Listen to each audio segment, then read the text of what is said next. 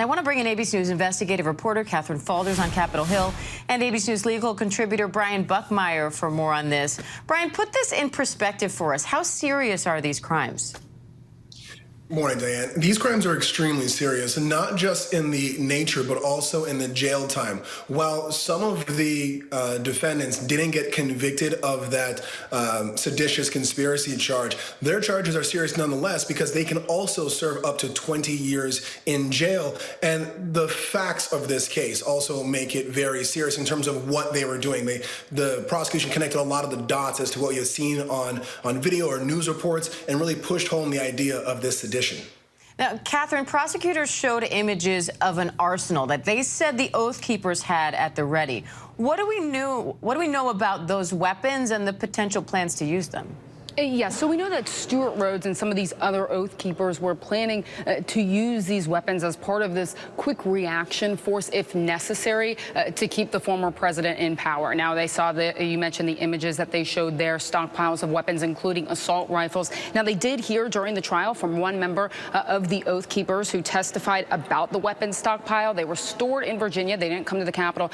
That Oath Keeper said that they would use them if necessary, but not in an offensive situation, but just as a show of force. Serious, of course, nonetheless.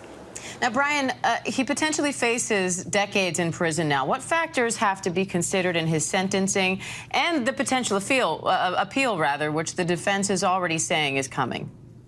Yeah. So when it comes to federal guidelines, they actually have a sentencing guideline. We're talking about the actual acts that occurred in the crime, any form of remorse, previous criminal history.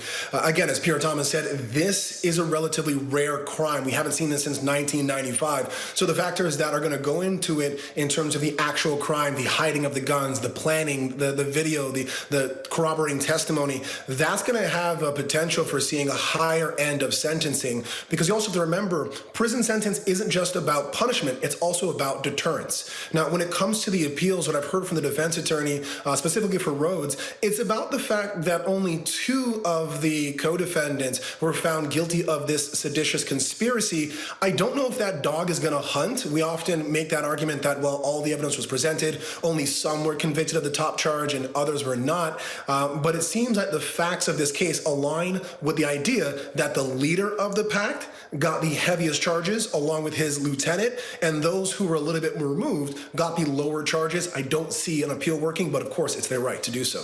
Brian, how much do you think Rhodes' own text messages factored into this conviction? Everything. I think his text messages, his audio recordings, it really hurt the defense's argument of just saying this was hyperbolic bravado, that he was just kind of puffing his chest as to what he could or may do. But then you listen to his words, you listen to his planning, you listen to his instructions. And as you saw there with the stockpile of guns, that brings you all the way to conspiracy, that brings you all the way to a guilty conviction. All right, Catherine Falders, Brian Buckmeyer, we appreciate it as always. Thank you both.